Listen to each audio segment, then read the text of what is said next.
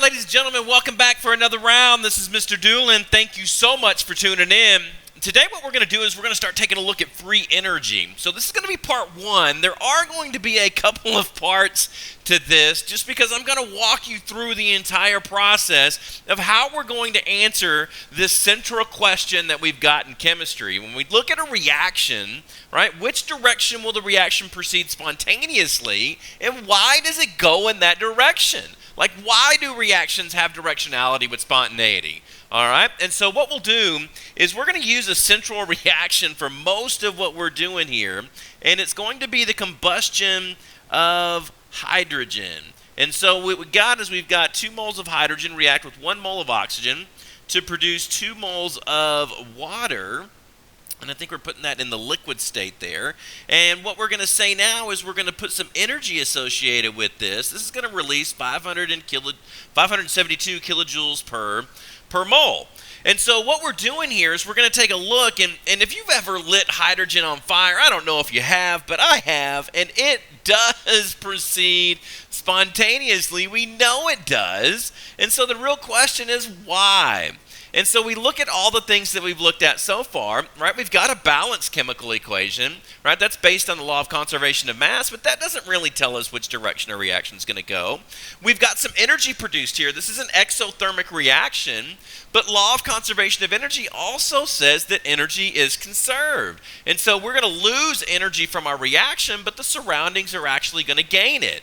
And so there's no net way that we can say, and look, yeah, something gained a hand up in this, sorry, and that's why that proceeds in that particular direction. But we have introduced a term that is called entropy, and entropy for any given system or reaction is not conserved, right? It's either going to go up or it's going to go down for any given reaction.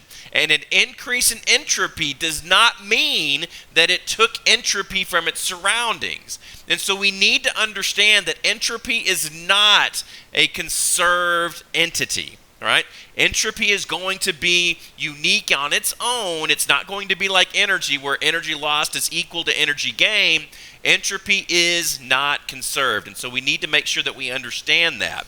And the reason that helps us is because we get into the second law of thermodynamics.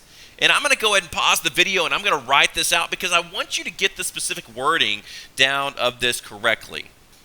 Okay, and so the second law of thermodynamics states that in any process occurring spontaneously, the total entropy of the universe will increase. And so again, it's not this conservation. The entropy of the universe is ever, constantly, daily, minute, secondly, whatever you want to say, it's always increasing. There are always spontaneous things going on that are increasing the entropy of the universe, and that's why they occur spontaneously. And so if this becomes our end-all, be-all of whether we're going to define something as spontaneous or not, we have to look and say, all right, well, how are we going to measure this? Well, we run into a problem. Entropy is not easily measured. Right? We can measure changes in entropy, but we can't actually measure entropy in and of itself. Now, a change in entropy, a delta S, is actually equal to your heat gained or lost, right, divided by the temperature, the absolute temperature of the system. And so Q by itself in this particular case is actually an extensive property, right, heat gained or lost, and we need to understand that a negative Q signifies heat lost, a positive Q signifies heat gained. I do want you to get that down, but it's an extensive property, and we don't really like that without it being a molar value. And so what we end up doing is we actually convert this to a molar value such that our delta S units are actually going to be joules per mole dot Kelvin. So the temperature there does need to be in Kelvin, but we can start to relate this heat energy based on the temperature as well that it's occurring at and actually start coming up with some changes in entropy. Now, because the way that the second law is actually stated, if the change is a positive change, right, for the universe, then we understand that our entropy values are going to go up and we can actually designate something as spontaneous, right? So any reaction or chemical change that will proceed in a direction that increases the total entropy of the universe. And that's where we're at. That's what we know will cause a reaction to proceed spontaneously. And why does it do it? Because it's obeying the second law of thermodynamics. So let's take a look at an example. Okay, and so what we've got here is we've got a calorimetry setup. Now a calorimeter, what you're going to think of a calorimeter as and see it as is just a couple of styrofoam cups put together.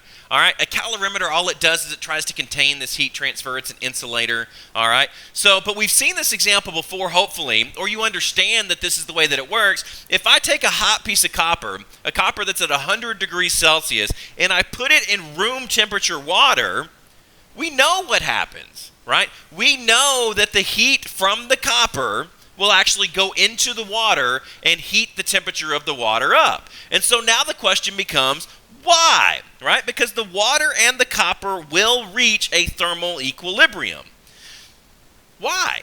Right? We understand in this situation that our heat lost by our copper is actually equal to the heat gained by the water, and so heat loss, heat gain, that does not tell us why it's doing that, right? Because conceivably, we could actually get the copper, we put it into the water, and the copper could technically get hotter, right? It could pull energy from the water, but it never does. So why not? Why does it always proceed in the same direction? Why is that direction spontaneous, right? Because the first law, that conservation, does not actually tell us why it's doing what it's doing.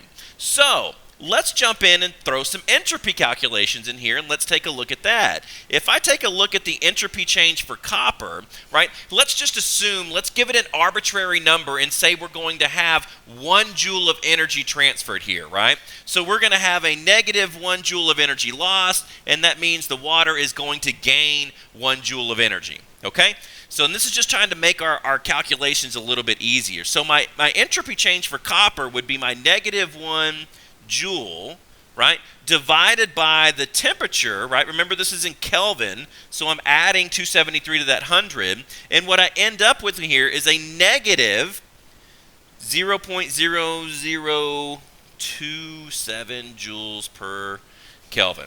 All right, so my entropy of my copper went down, and believe it or not, you should have been able to predict that because we understand temperature's relationship with entropy, right? So that decrease in temperature, my molecules are moving less, I would expect the entropy to go down, and so that's actually what we see, and so this is a good thing, starting to make us feel better about what we're doing here and the calculations that we're doing.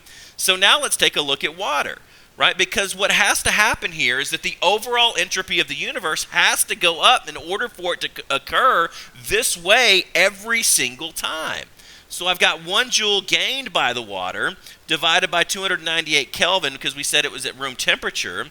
And what we see here is that this is 0.0034 joules per Kelvin, and it's a positive value. So the entropy of the water actually goes up. And again, making that prediction, we understand that is reasonable, right? That is reasonable. And so what we're going to do now is we're just going to add these up because the entropy of the universe, right, that total value should equal the entropy change of copper plus the entropy change of the water. And so when I plug these numbers in, all right, and so I plug the numbers in here, and what we see is we see an overall positive value, a positive change. So the entropy of the universe goes up. And it's based on the entropy values, ladies and gentlemen, that why does it go? It always goes in that particular direction because the loss in entropy by copper cooling down is less than the increase in entropy that the water actually gets from that particular process, right? So we have to understand everything that's driving the spontaneity of our reactions, right? Everything that's driving the spontaneity of our reactions is based on this second law of thermodynamics and the overall increase in entropy of the universe, right? And if we think about this going back the other way, we have to understand that if copper was going to get hotter, we could do those calculations as well, and what we would see is that it would violate that second law of thermodynamics, and the entropy of the universe would have actually gone down, and we can't do that spontaneously. Now, things like that can happen, and I want to remind you in electrochemistry when we were doing electrolytic cells, right, we had non-spontaneous reactions that were occurring, right? But in order to do that, remember, we had to connect it to a power source. We have to drive those reactions with power. We have to put in energy to make them happen, right? With the spontaneous reactions that we're talking about here, we're talking about thermodynamically favorable, that once we get them started, they go on their own, okay? All right, so that's a lot of conceptual stuff, ladies and gentlemen. If you have any questions, make sure you get it down. I'll see you in tutorials for those, and other than that, I'll see you in class. Part 2 should be coming up here pretty soon.